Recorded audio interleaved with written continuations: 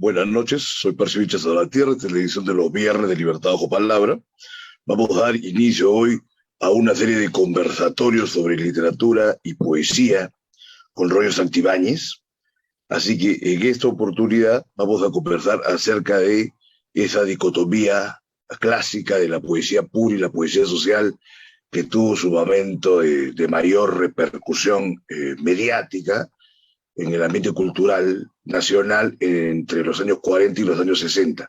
Vamos a hacer unas reflexiones sobre el tema, por supuesto, trayéndolo hasta la actualidad en la medida que eso sea posible. Entonces, le damos la bienvenida a Roger, que va a hacer una introducción, y empezamos a reflexionar. Adelante. Buenas noches, querido Percy. Gracias por tu invitación para esta serie de conversatorios sobre poesía peruana. Entrando al tema, bueno, podríamos empezar recordando al grupo Los Poetas del Pueblo, afiliados al partido aprista en la década de los años 40 del siglo XX. Este grupo de poetas, digamos, sería una especie de semilla o agraz de lo que va a ser después, ya en los 50, la poesía social. El grupo Los Poetas del Pueblo contó con insignes autores como Juan Gonzalo Rose, Gustavo Valcárcel, Manuel Escorza. Y después de esta experiencia, de una poesía que pretendía representar en el poema los intereses populares, es que va a desarrollarse en el Perú de una forma, diremos, quizá un poco más constituida, la poesía social, cuyo líder fue indiscutidamente Alejandro Romualdo. Es interesante comprobar que Romualdo había empezado con su libro La Torre de los Alucinados a fines de los 40, con una poesía lujosa, con una poesía suntuosa, que en cierto modo está bajo la influencia de Jorge Eduardo Eyelson, que fue el poeta más talentoso, sin duda, surgido en los años 40, en Lima. Pero Romualdo, después de un viaje a España y de asumir la ideología marxista, es que empieza a liderar este movimiento de la poesía social, sobre todo a partir de su famoso libro Edición Extraordinaria, que causó una gran polémica en el Perú. Por ejemplo, en la revista Literatura, que publicaba Vargas Llosa, junto con Luis Loaiza y Abelardo Kendo, Vargas Llosa escribe un artículo denominado ¿Es útil el sacrificio de la poesía?, refiriéndose a un supuesto sacrificio de la poesía que estaría haciendo Romualdo con ese libro Edición Extraordinaria, sacrificio de la poesía a favor de la ideología política que en ese momento proclamaba Romualdo. El tema es que en aquellos álgidos momentos se produce una especie de guerra entre los poetas llamados sociales y los poetas que defendían, vamos a decir así, la poesía pura, ¿no? A ver, vamos a precisar esas diferencias, Roger. A ver, coméntanos, por favor, para ahondar. Y luego seguimos con las otras dimensiones, ¿no? Por favor. La precisión que podría darse es que la poesía social pretendía ser una poesía escrita desde la perspectiva del marxismo, ¿no? Y asumiendo el materialismo dialéctico como el pensamiento básico desde donde se escribe esta poesía. Por supuesto que la raíz de este planteamiento estaría en la gran obra de César Vallejo, principalmente los libros de su etapa marxista, es decir, Poemas Humanos y España aparta de mí este cáliz, ¿no? Serían como los dos grandes faros desde donde parte Romualdo y los demás poetas llamados poetas sociales, ¿no?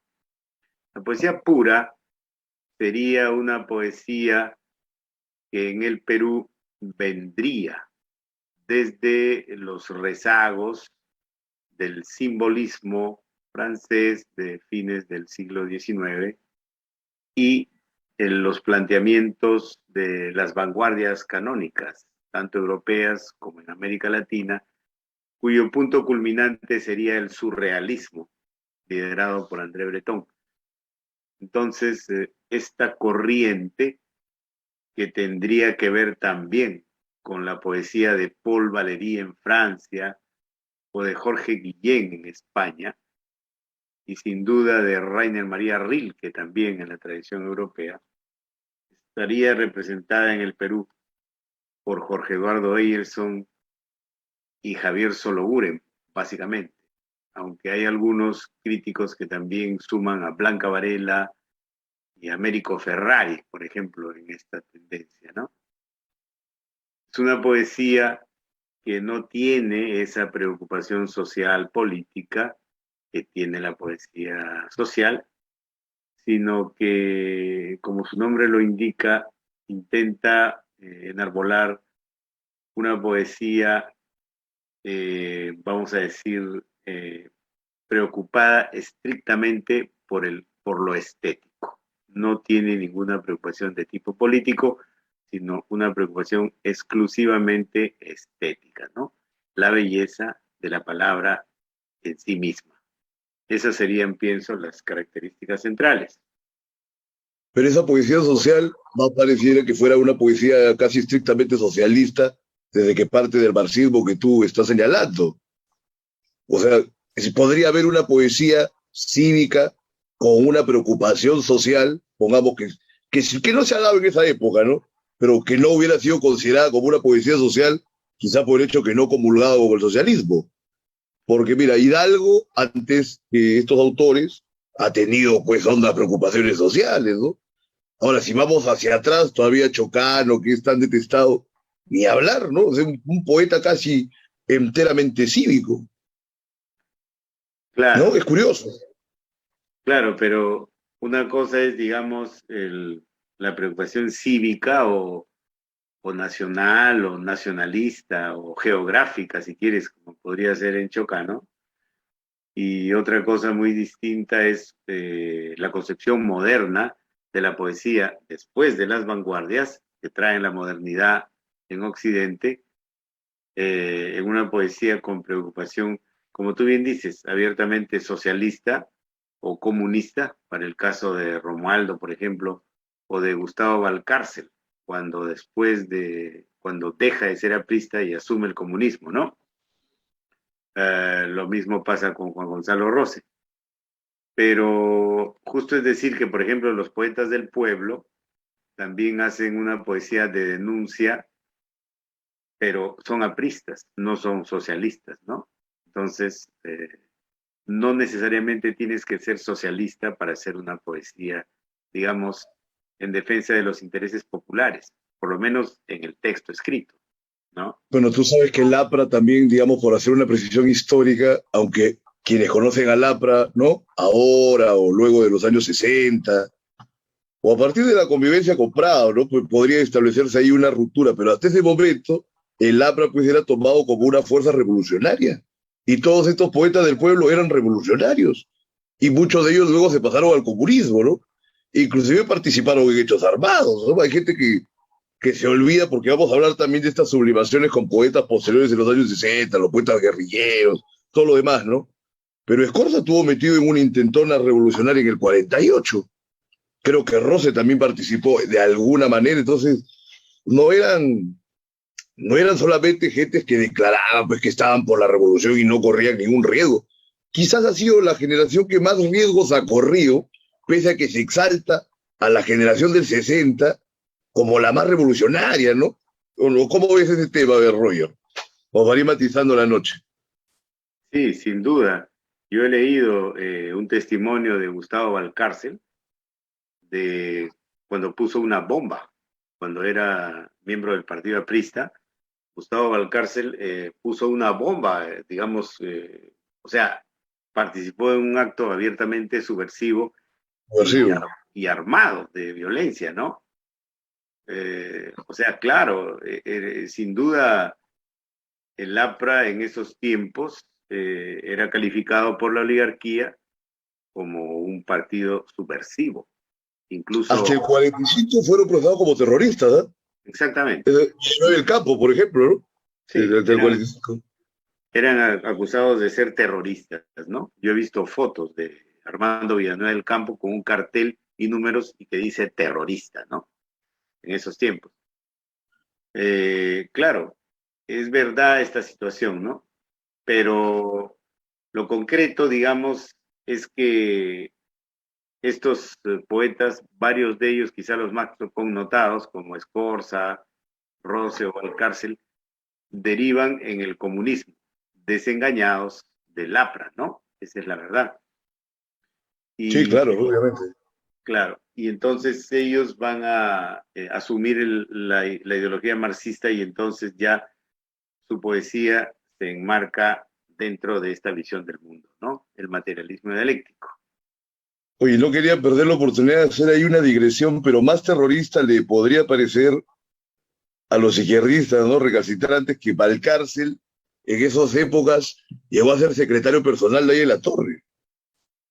Mira, sí, sí, Sí, sí. Y mira, sí, ahora, lo esto sé. es curioso ya que hablamos de estos poetas porque, claro, ellos tenían una línea de trabajo, ¿no?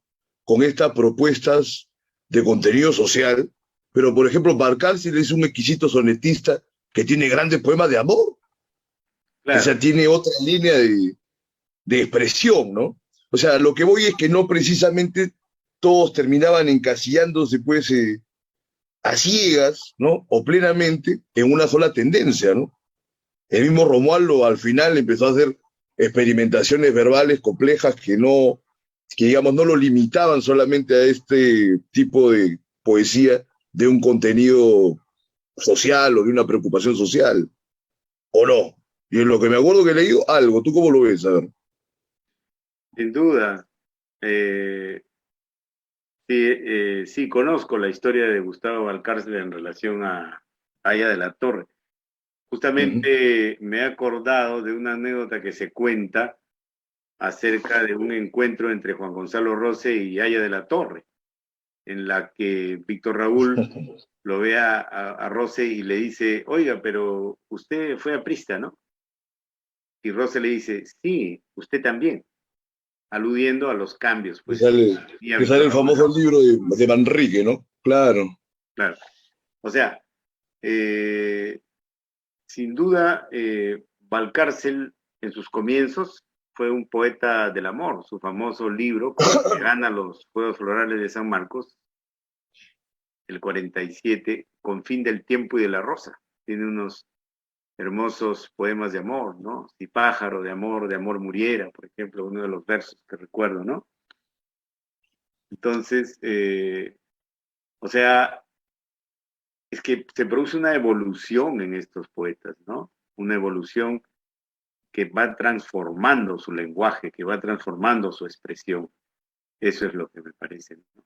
Ahora, es importante señalar que también ya en esta generación de los 50 surgen poetas como Washington Delgado, por ejemplo, o como Carlos Germán Belli, que en algún sentido anuncian lo que va a ocurrir ya en los años 60, es decir, la superación de esta dicotomía, que en un momento fue bien fuerte.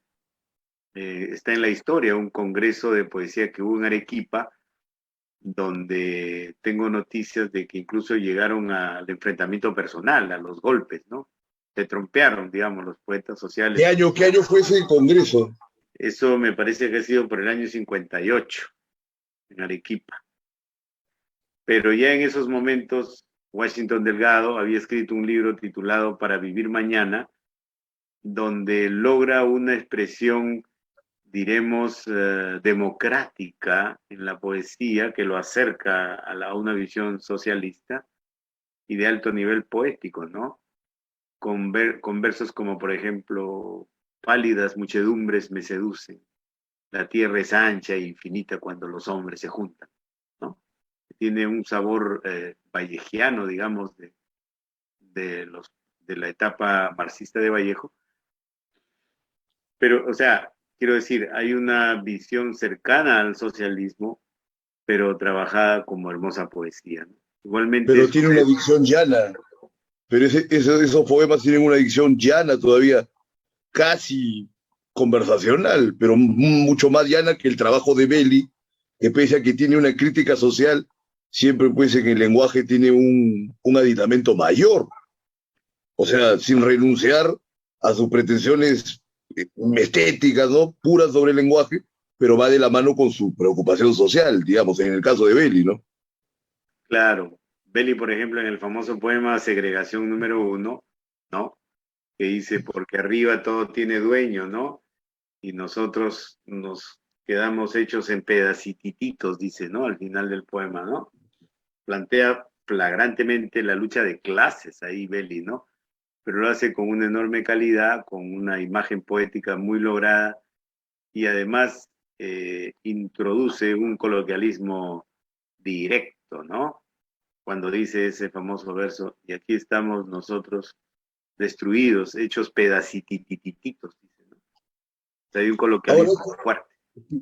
pero pero de todas maneras, no, pese a que es coloquial, me parece que tiene una dicción más, no tan no enrevesada, pero un poco más compleja que la propuesta de Delgado, de cualquier otro poeta que haya seguido esa línea híbrida, por decir, ¿no?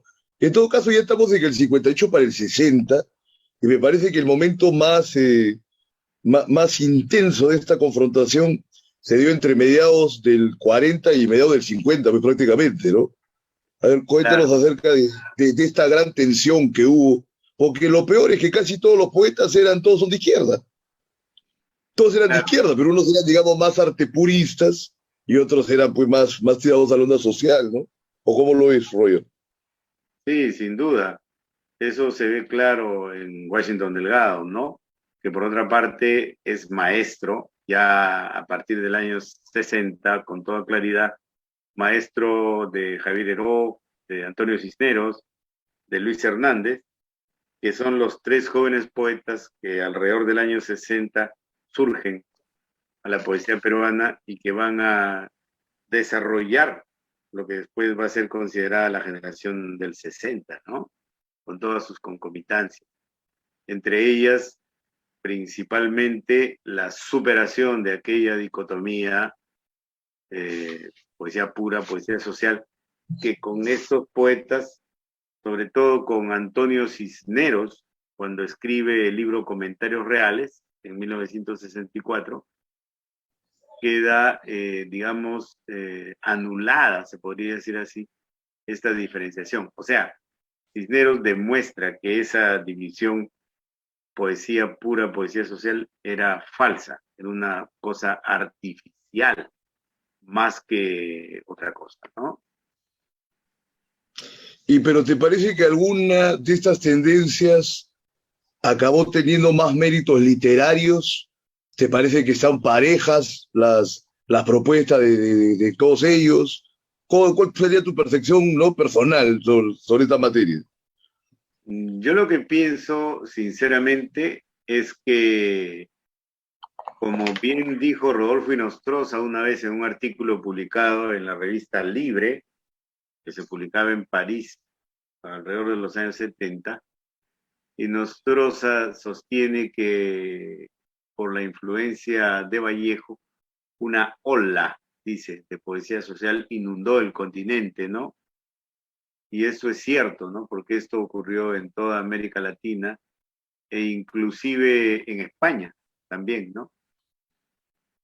De manera que yo pienso como Rodolfo Nostroza, ¿no? Que de toda esa ola, como poesía, estrictamente como poesía, han quedado muy pocas cosas. Por ejemplo, yo rescato el canto coral a Tupac Amaru de Alejandro Romualdo, que es una pieza de alta poesía, indudablemente.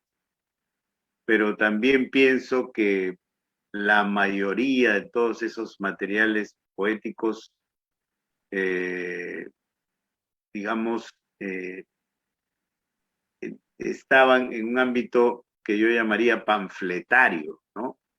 De promoción de las ideas políticas que ellos querían exponer, y que como poesía estrictamente, pues no tienen mucho valor, sinceramente, ¿no?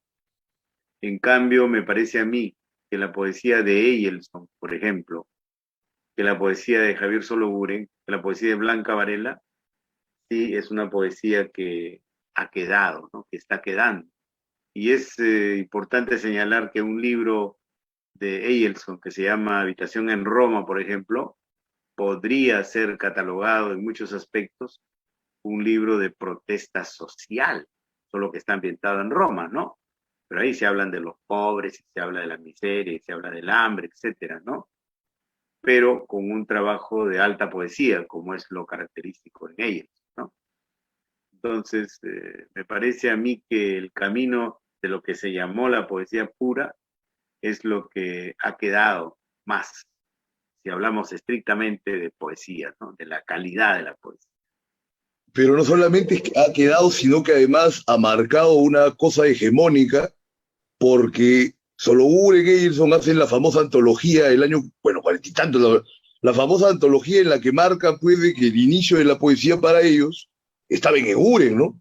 Y esa idea pues se ha vuelto prácticamente una cuestión sacra, ¿no? La poesía peruana, pues ni siquiera para decir la poesía peruana moderna, ¿no? Sino la poesía peruana nace con José María Eguren y tiene esta línea, ¿no? Con las características que de alguna manera le da Eguren y que las continúa pues Sologuren, Eyelson, ¿no? Que son unos poetas muy finos, artepuristas, estetas, ¿no? O estilistas, por llamarlo de alguna forma, y las otras posibilidades de la poesía han sido dejadas de lado, ¿no?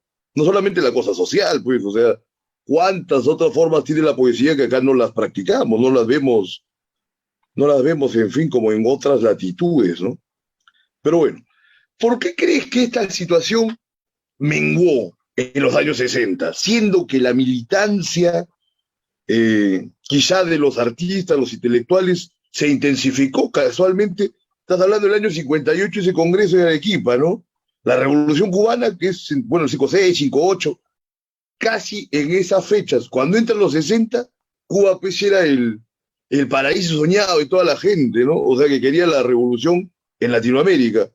Me parece que se amplifica el volumen de los militantes de la revolución entre los intelectuales, pero el volumen, pero no la intensidad, digamos, ya por especular y jugar, porque como te digo, lo del 40, 50, aunque nos hayan dejado poemas que no son tan luminosos, tenían un compromiso pues que llegaba al extremo que en los años 60 prácticamente lo tuvo Heró, y luego el resto de gente se preparaba para hacer la revolución y militaban de alguna manera, pero nunca llegaban a tener ninguna participación directa.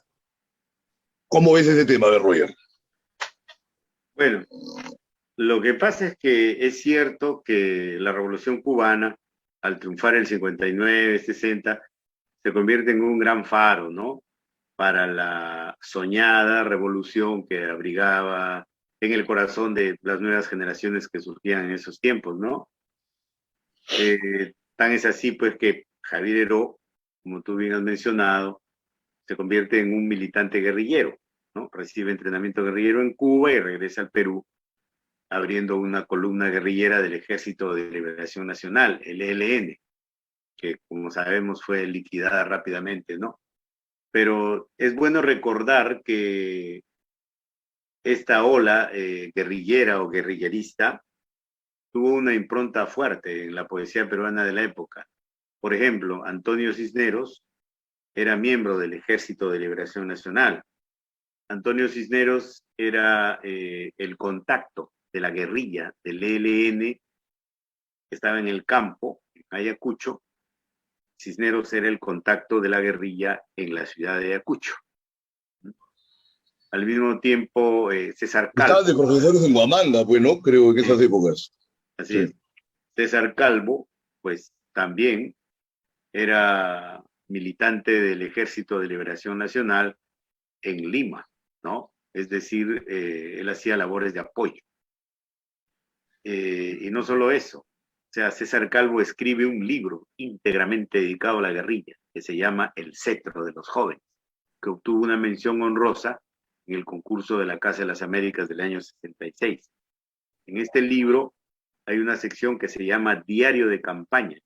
Está dedicado a Héctor Béjar, el comandante del ELN, y que narra toda la peripecia guerrillera del ELN en esos tiempos, ¿no? A Juan Pablo Chan también lo menciona, creo, en ese libro. Hay poemas que menciona a Juan Pablo Chan también, sí. Claro, que después va a morir con el Che Guevara en Bolivia, Juan Pablo Chan.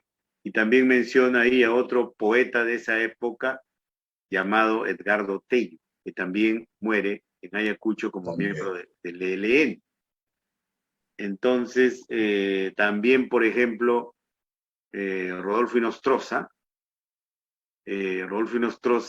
también fue militante del MIR, que es el otro grupo que se alzó en armas en el año 65, ¿no?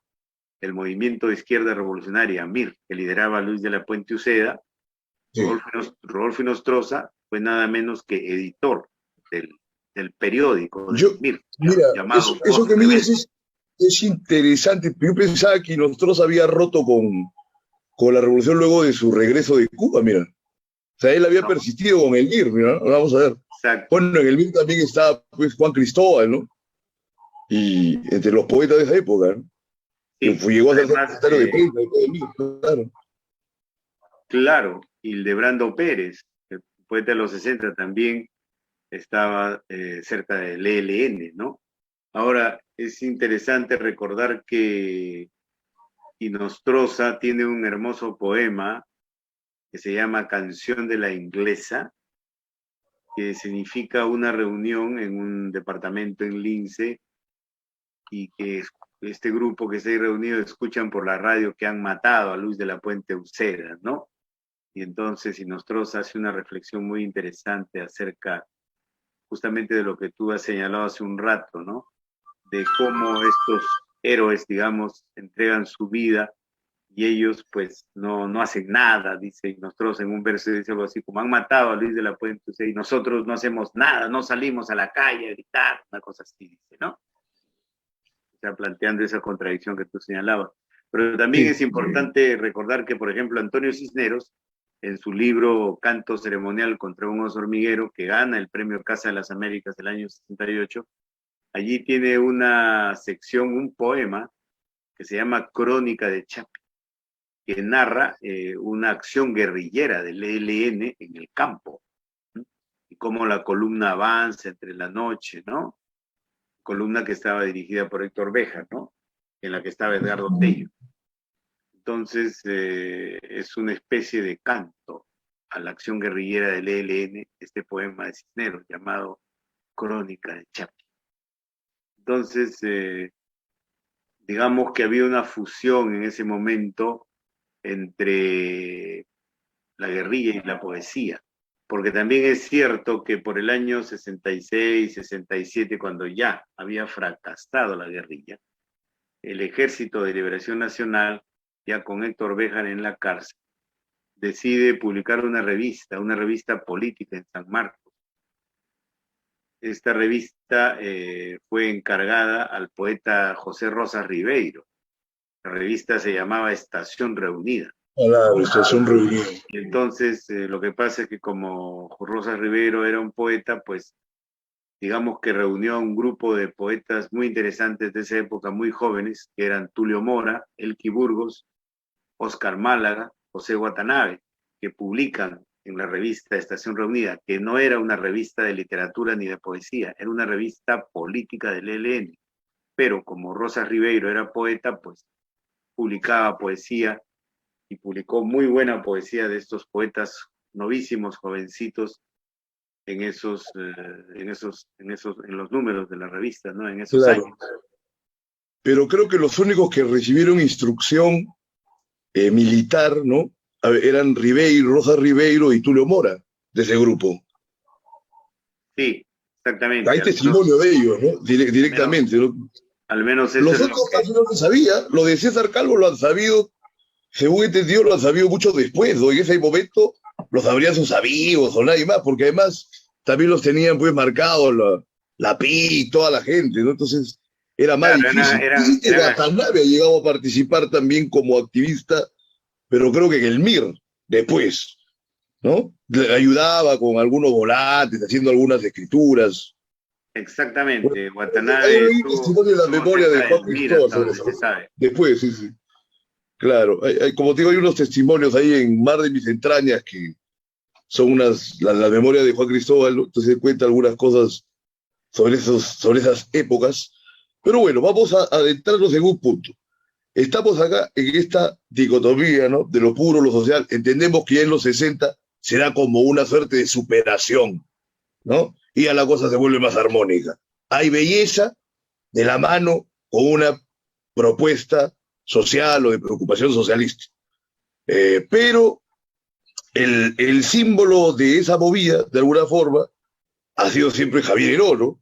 Que ahora último pues ha visto ya sacralizado con documentales, con películas, todo lo demás, ¿no? Cuando lo criticó Inostroza, que los estamos mencionando, se volvió un escándalo pues en el entorno, ¿no? De la poesía nacional, o por lo menos de la poesía limeña. Pero vamos a enfocarnos entonces un poco en Javier Heró, porque habías mencionado también a Tello, que fueron los dos poetas que tomaron las armas y tuvieron un fin similar. Sin embargo, la repercusión de las muertes de cada uno de ellos han sido muy diferentes, ¿no? Entonces, veamos a ver, adentrándonos un poco en Heró y vamos viendo qué propuestas luego de los 60 han tenido preocupación con este tipo de cuestionamientos, ¿no? Por ejemplo, yo te anticipo el famoso poemario de Chacho Martínez, ¿no? De las 5 razones puras para comprometerse con la abuela, que es pasado mediados de los 70, ¿no? Y sin embargo estaba, de alguna forma, puso otra vez en vigencia esta temática. Por favor, coméntanos a ver, Roy. Claro, el poema de Cesario Martínez, 5 razones puras para comprometerse con la huelga, viene a ser el punto más alto, poéticamente hablando, de una ola que resurgió en el Perú, digamos, en la segunda parte de los años 70. La coyuntura política fue que el derrocamiento del gobierno del general Velasco por el general Morales Bermúdez, que procedió a desmontar todas las reformas que se habían implantado o que se estaban implantando, naturalmente provocó una respuesta popular muy grande, ¿no? Porque quiera que no, el pueblo, las masas, vivían en algo que podríamos llamar pues un cierto estado de bienestar o de estabilidad, por lo menos, ¿no? Pero cuando Morales Bermúdez saca a Velasco, se produce una crisis tremenda, una crisis muy profunda en esos momentos, y el pueblo reaccionó fuertemente, ¿no? Con diferentes paros, movilizaciones, huelgas, etcétera, ¿no? Cuyo punto más alto es sin duda el gran paro nacional unitario del 19 de julio de 1977, cuando las diversas organizaciones de izquierda revolucionaria, que iban desde el PC Unidad de línea soviética hasta los muchos partidos maoístas, ¿no? Pasando por los partidos trotskistas también, todas estas organizaciones que tenían bastante influencia entre la clase obrera del Perú, lograron formar el famoso Comando Unitario de Lucha, CUL, que fue el que a través de la CGTP logra el paro del 19 de julio. Ese día ocurrió algo totalmente impensable en el Perú, porque todas las fábricas pararon. Nadie fue a trabajar, ningún obrero fue a trabajar ese día. Y entonces, ante esa situación, por supuesto que la clase empresarial se asustó, reaccionó, claro que reaccionó con la expulsión de todo lo que se podría llamar la aristocracia obrera, O sea, fueron despedidos toditos. Sí, lo desarticularon en poco tiempo, pues. Se despidieron a miles de sindicalistas, pues, ¿no? Todos los Claro. líderes sindicales fueron puestos en la calle, ¿no? Justamente el poema de Cesario Martínez está basado en eso. O sea, es una respuesta. Despedidos, reposición, es lo que dice al final, la letanía que se canta en el poema. ¿Ves? O sea, es una lucha por la reposición de los despedidos, que fue la primera proclama que lanzó la izquierda en esos días, ¿no? Por eso es que toda esta situación está graficada en el poema de Cesario Martínez, ¿no? Incluso en la carátula hay un dibujo de unos artistas de bellas artes del taller El Artista y la Época, donde aparece un grupo de obreros con una banderola que dice despedidos, reposición. Bueno, la cosa es que esta situación de crisis que se produce, politizó a muchísima gente, incluyendo a la poesía, incluyendo a los poetas. Entonces se producen fenómenos como, por ejemplo, el reagrupamiento del movimiento Hora Cero, que había dejado de existir desde el año 73, que se había diluido en el panorama. El año 77, Hora Cero se reagrupa y se asume como una vanguardia cultural del proletariado, del campesinado y todas las capas explotadas del pueblo peruano, según dice en el manifiesto de reentre de Hora Cero, que se llama Contragolpe al Viento, que fue publicado en 1977. Claro. Igualmente, el grupo en el que yo participaba en esos momentos, que era la Sagrada Familia, también nosotros nos politizamos tremendamente y comenzamos a estudiar marxismo. Incluso asistimos a unos círculos con el filósofo marxista David Sobrevilla en ese tiempo para aprender marxismo, leninismo, ¿no? Toda la concepción materialista de Marx. E intentamos también una poesía que representara los intereses de las clases trabajadoras. Entonces, esta fue una ola que se extendió entre muchísima gente, ¿no? En San Marcos se formaron talleres de arte y literatura en este sentido, como por ejemplo el taller 19 de julio, que lideraban Gonzalo Espino y Jorge Roncal, por ejemplo, ¿no? Se funda la revista Lluvia de Esteban Quirós, que después se va a convertir en una editorial. También está dentro de esta oleada. Incluso en la Católica sale la revista Calandria, que también de algún modo está sensibilizada en este aspecto. Incluso llama la atención ver que en uno de los números de Calandria hay un poema de Mario Montalbetti, un poema político de Mario Montalbetti, que es una cosa de lo más interesante, ¿no? Lo que quiero decir es que esta ola de politización fue una especie de revival de la onda de la poesía social de los 50, ¿no? Y que su punto más alto, y me parece a mí que es lo que ha quedado para la historia de la poesía peruana, es el poema de Cesario Martínez, 5 razones puras para comprometerse con la voz. Bueno, él directamente tiene este poema que empieza que dice: aló Perú, ¿no? 19 de julio, ¿no? Te contesta el pueblo peruano montado sobre un caballo de fuego.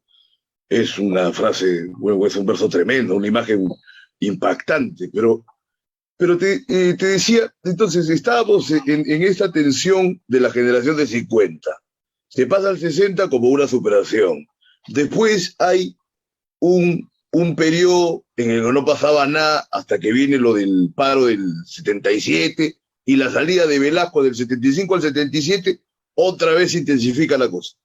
Pero esta reposición que anhelaba Chacho Martínez en su poema no se dio nunca. Se desarticuló el movimiento sindical, sin embargo la izquierda se constituye, no va a la asamblea constituyente, fueron una fuerza importante, aunque verdaderamente, bueno, la historia señala de que no hicieron pues ninguna gran propuesta, ¿no? Más básicamente interferían y trataban de boicotear las actividades de los otros constituyentes. Pero fuera de ello era una fuerza importante, ¿no? Se constituye el ARI, iban con fuerza para las elecciones del 80.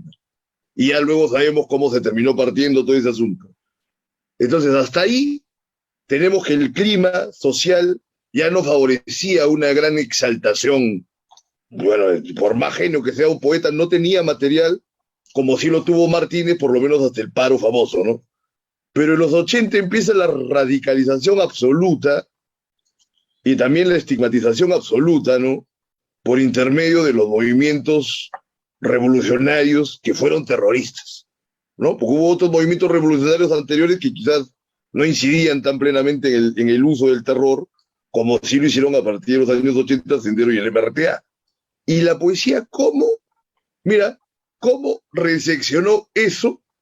Si francamente de poetas guerreros tenemos varios, pero poetas senderistas, emerretistas, ¿qué tenemos? Jovaldo, Edith Lagos, luego hay otro montón de gente pues que le tiraba la onda estando borrachos, pero de eso ya tampoco no somos de la PIC para estar enunciándolo, ¿no?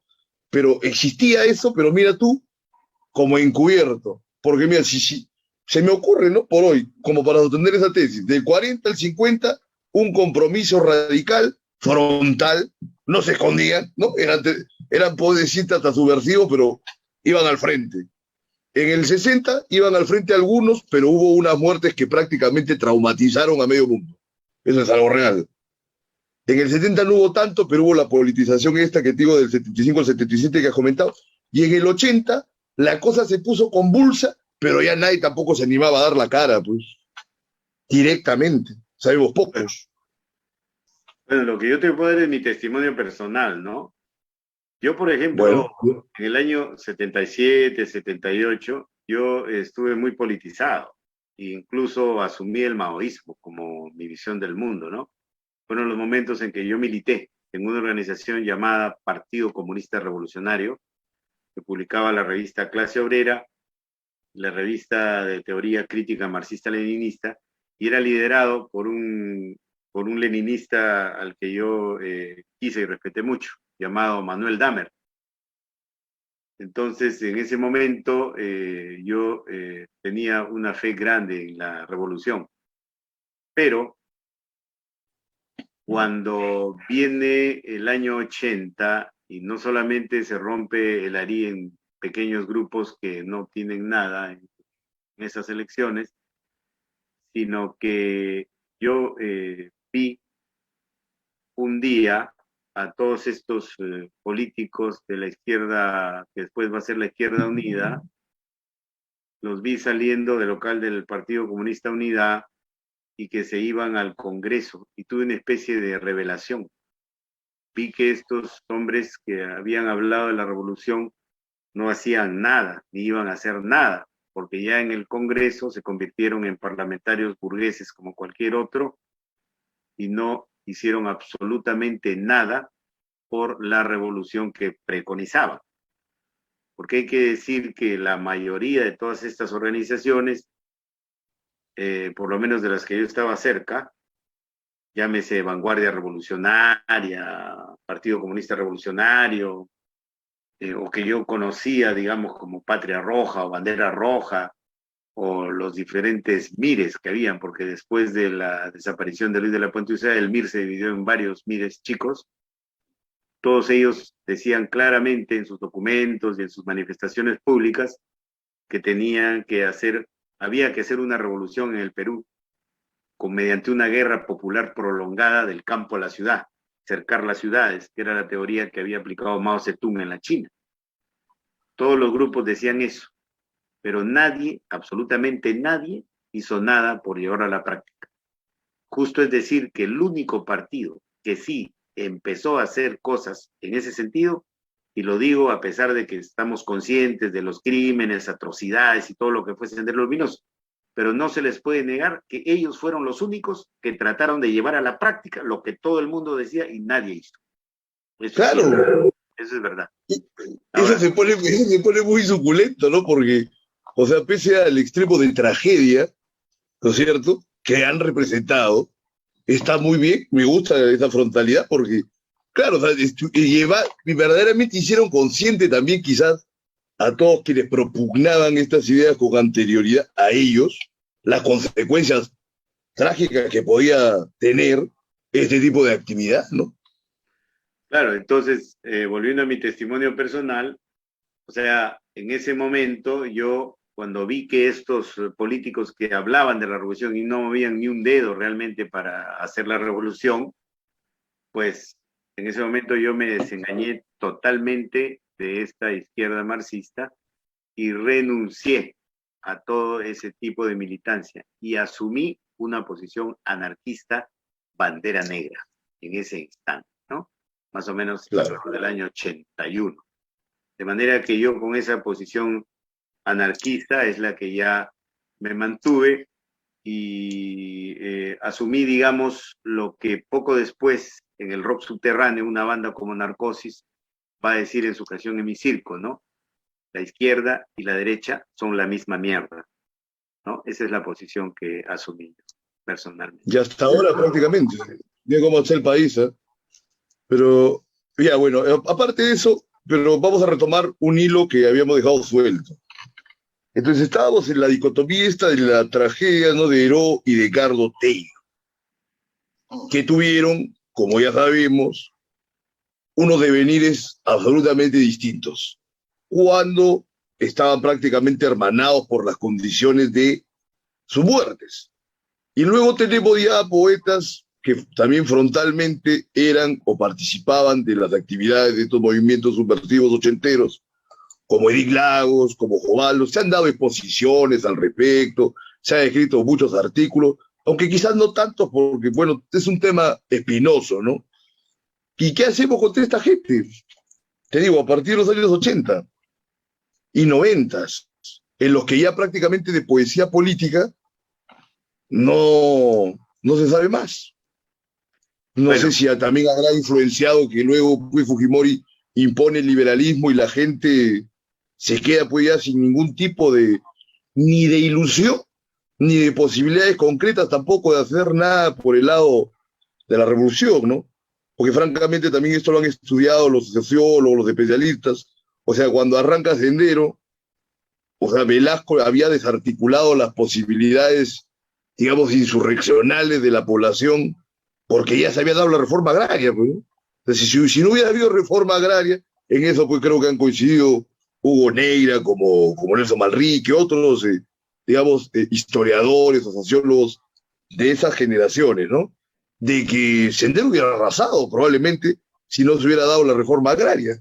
Entonces ya estaban en unas condiciones en las que no había lo que se llaman las condiciones objetivas, ¿no? Para que prosperase una cuestión revolucionaria. En los 90 peor.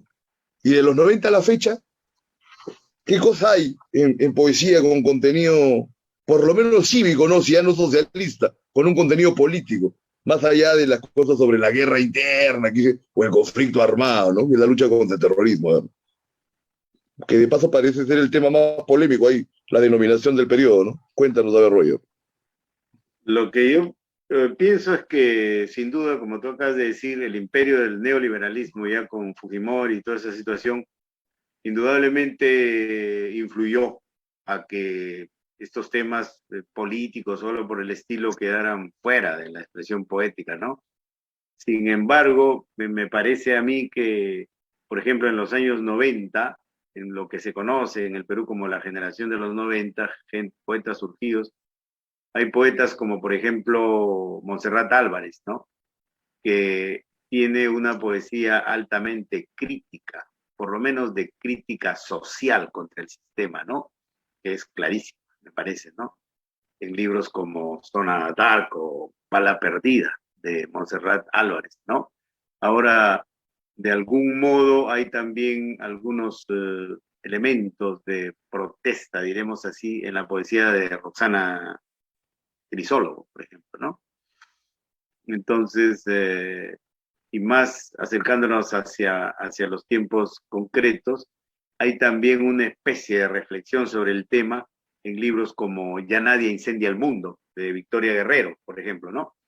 Claro. Entonces, me parece que por ahí es lo que yo te podría decir sobre el tema, ¿no? A partir de lo que yo he podido leer. Claro. Yo también las he leído, pero me parece que ahí hay una cuestión de una indignación dispersa pero no hay un contenido, o sea, ya no hay ese contenido militante que se acaba, creo, en los tiempos de Chacho, pues, y que lo podrían haber seguido Edith Lagos o Jovaldo, porque eran senderistas, pero, o sea, como son senderistas, también se establece sobre ellos una estigmatización, ¿no? O sea, no hay claridad. O también hay unos sinvergüenzas que, bueno, dice, como son poetas, entonces son menos terroristas que otros, ¿no? Cosa que, bueno, habría que también que cuestionarlo. No estamos acostumbrados en el Perú a enfrentar casi nada, menos de este tipo de temas, ¿no? La gente tiene temor, ya no solamente de la PIC, que no existe, ¿no? O de la DIVIAC, de la policía, en fin, de la central de inteligencia, sino que no, simplemente no nos hemos acostumbrado a enfrentarnos y creo que tenemos que hacerlo en algún momento, ¿no? Ahora, luego, ahora último, que mencionan lo de Victoria Guerrero, que sí tiene una preocupación. Ahorita mismo acaba de sacar un libro, ¿no? Pero que está completamente enfocado en el tema de la mujer, que se titula precisamente Mujer. Lo han presentado hace pocos días. Bueno, ella funda hace unos años, pues, el Comando Plat, ¿no? Es un comando feminista que han hecho bastante actividad en las redes y bueno, pues con diferentes tipos de cosas. De repente por ahí es que se estuviera orientando en este momento la poesía de corte social, ¿no? Porque si hay personas vinculadas a esta onda, um, he visto cuando hubo lo de Merino, se han escrito poemas pues contra la policía, con el caso este de Inti Bray, lo consideran héroe, que por supuesto es un tema que va a estar en discusión en tanto se mencione si alguien tiene pues, más de 2 neuronas, ¿no? Pero en fin, aparte de ellos se han escrito poemas. Valeria Román, por ejemplo, tiene un poema contra la policía, ¿no? Bueno, en todos estos sucesos. Pero igual ya son como elementos muy aislados, ¿no? Estamos Sí, hablando de que los principales poetas del país estuvieron en la tensión del 40, del 50, inclusive aun cuando hayan establecido esta línea hegemónica gureniana y elsoniana, el otro lado también ha tenido, bueno, excepcionalmente grandes muestras como la que tú mismo dices de Romualdo y todo lo demás, ¿no?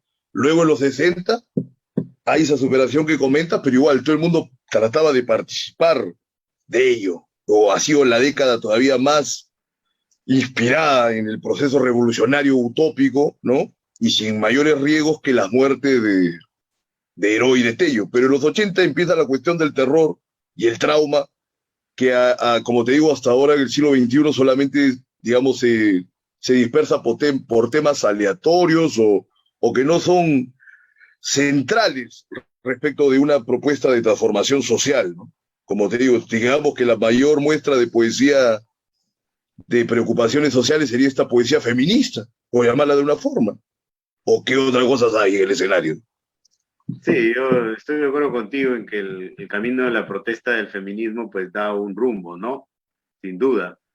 En ese sentido, justamente te quería mencionar a esta poeta que tú acabas de mencionar, Valeria Román Marroquín, que hace poco ha publicado un libro que se llama Ana C. Buena, ¿no? Donde Sí, repunta, claro. donde repunta un tipo de poesía social que vendría pues desde esa cumbre que tú has señalado, que es la de el poema Cinco razones puras de Cesario Martínez. Eso es lo Pero que... ella es más abiertamente marxista, creo, que las otras autoras que hemos mencionado. Porque lo de Montserrat, digamos que es la que más marcó, digamos, la pauta, ¿no? En su momento, porque tenía una poesía impresionante, pero es una cosa más anárquica, ¿no? Porque está a la vez de una denuncia social, pero también hay como una exaltación de ese propio caos. O sea, no lo ve como algo tan indeseable, o es indeseable, pero se regodea de alguna forma en ello, ¿no? Y lo confronta, ¿no? Y se vuelve a chorar, todo lo demás. Es interesante ese personaje, ¿no? De Sola Dark, ¿no? Es una mujer diferente. Claro, así es la personalidad de Montserrat Álvarez. Sí, sin duda. Valeria Román Marroquín pues acoge sus fuentes en el marxismo. Sí, eso me parece claro. Bueno, tenemos ya poco marxistas, pero los que son marxistas ahora tienen un nivel de especialización, se van a hacer sus doctorados a Francia, están en una filosofía. Por ejemplo, el domingo voy a hablar con un marxista que está haciendo su doctorado en la Escuela de Altos Estudios Sociales de París, ¿no? Que es Ricardo Villa, que es controvertido, pues ahí también por algunos bandos, pero que tiene sus ideas, ¿no? Vamos a ver qué análisis político ya hacemos el domingo. Pero hoy día, como para cerrar este primer conversatorio, ¿no? Prácticamente que estamos inaugurando contigo, ¿cuál sería tu conclusión de esta dicotomía de lo puro, lo social, y hay una necesidad de que haya también esta poesía, ¿no? Porque también caer solamente en lo puro estético y en el puro lirismo ocurre, ¿no? Casi tanto como la falta de epicidad también en nuestra poesía, ¿no? Que es algo que no, es como que hay una pata coja en la estructura de la poesía peruana, ¿no? Mira, la poesía social, muy marginalizada a partir de esta poesía del tiempo de Chacho, son prácticamente 40 años de una marginalización de las preocupaciones sociales, salvo pruebas de contrario, ¿no? La poesía épica, ya ni hablar. ¿Qué está haciendo el país y sus poetas con la poesía y con la sociedad? Con el mundo en general. Vamos, por concluir de alguna forma, hoy, Roger, coméntanos. Bueno, para concluir, lo que yo te podría decir es que actualmente la poesía tiene su propio camino solitario. Eso es lo que yo pienso sinceramente, ¿no? En ese sentido, no veo una preocupación mayor de tipo social o político en los términos en que existió en el pasado.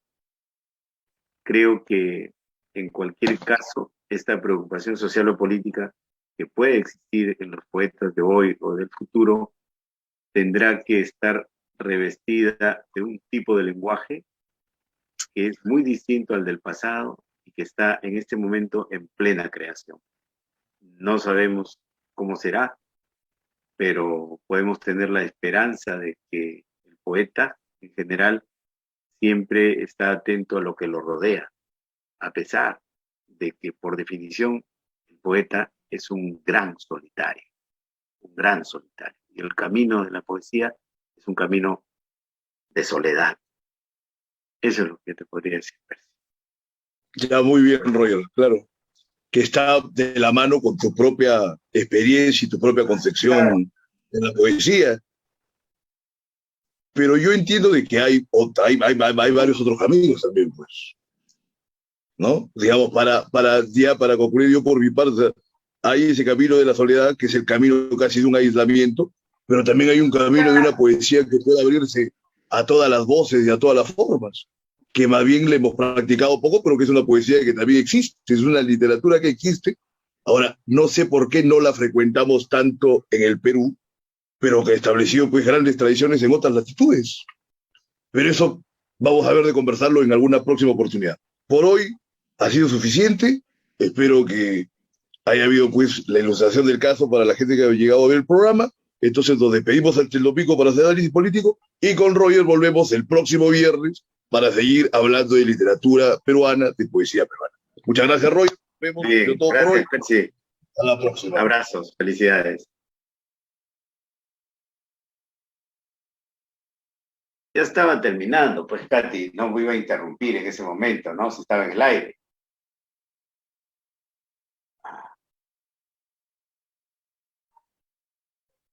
Para la próxima, pues Katy, para la próxima. Ya sé, pero ya estaba terminando, no me iba a interrumpir, si estaba en el aire, pues no, ya para la próxima será eso. Yes.